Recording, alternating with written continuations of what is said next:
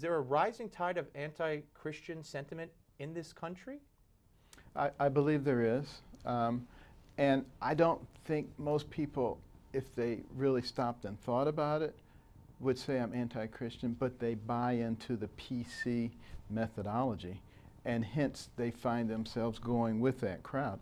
I believe that the Congress has a real opportunity now, with the recent ruling on gay marriage, to come out with some legislation that protects the First Amendment rights of the American people. But Congress, why do so many people, elected officials, believe that if the Supreme Court says it, that's it? It's done. Even, John Kasich, some of your opponents have said, well, Supreme Court said we have to respect it. They don't, and Kasich has been in Congress. I'm not picking on him, sure. But people around the country believe it's the law of the land when the Supreme Court says it, but Congress has a role to play, as you just alluded to. They do. And I'm not an anarchist. It is the law of the land, but that doesn't mean we can't change it. It doesn't mean that there isn't a reason that we have separation of powers and checks and balances. And clearly, when one branch oversteps their boundaries, it's time for the next one to act. Absolutely. Let me move on to the Middle East for a second here. We know we have news today that Russia has ground troops all over the place, tanks all over the place. We know what they did. We know how, I won't put words in your mouth, we know what Putin did.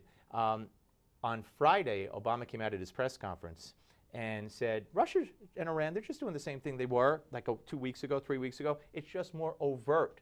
Overt? They're bombing our allies. They did it without asking. They said, you better watch out. How would you describe what Russia is doing and how Obama how it happened? Well, Vladimir Putin has expansionist ideals. He wants to reestablish a worldwide Soviet influence, and he was very unhappy with the dissolution.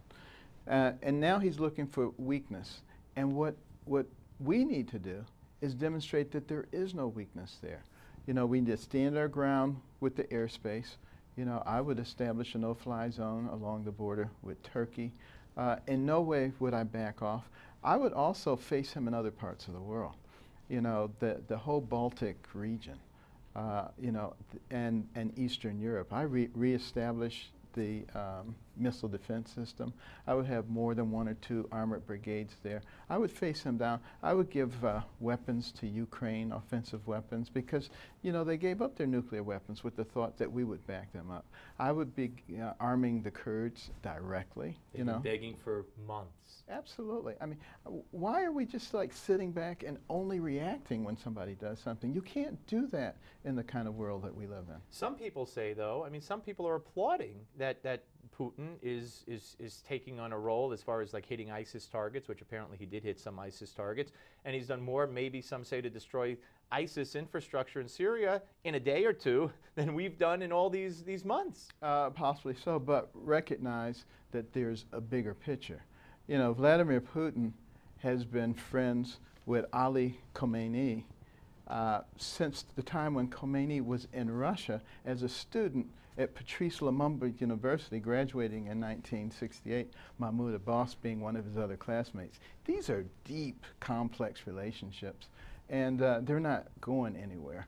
And we have to really understand what's going on that, and we have to have a policy of leading, of being proactive and not just reacting to what people are doing, because we will always be behind the 8 ball. And again, the Christians that have been slaughtered, you alluded to this earlier, by ISIS, and again, an administration that just, I say this on the air all the time, the recent terror attack in Jerusalem, I've heard nothing from the administration. When 5 rabbis were slaughtered in a Jerusalem synagogue, I heard, it was like, well, no.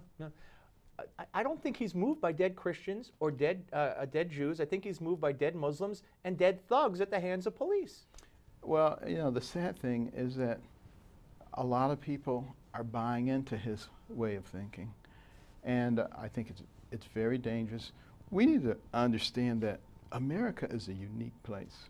You can have an American dream, but is there a dream for any other place? I don't think so.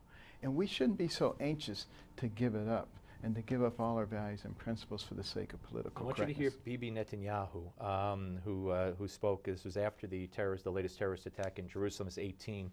Let's watch this. We just had, a young mother and a young father brutally murdered by Palestinian terrorists. 4 little orphans in the back of the car. And President Abbas has yet to denounce this.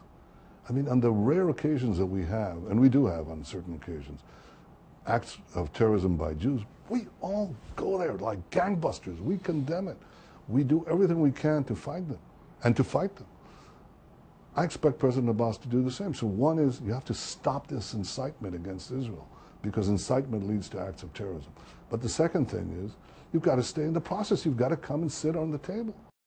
You have that. You have Netanyahu saying we're in a fight to the death with the Palestinians, and Abbas at the UN went there and said, Oslo Accords, no more. Have you heard this administration even react? Well, they haven't. How is that possible? Oh, don't ask me. I will never be able to defend them or explain what they do.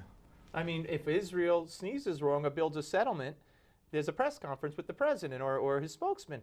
He said, no more Oslo Accords. Yeah. Shrug. Well, you know, I was in Israel last December. Couldn't find a single person who didn't believe that we had turned our backs on them. And, you know, if we will turn our backs on Israel, if we will renege on Ukraine, how can we expect the rest of the world and our other allies to have any confidence in us?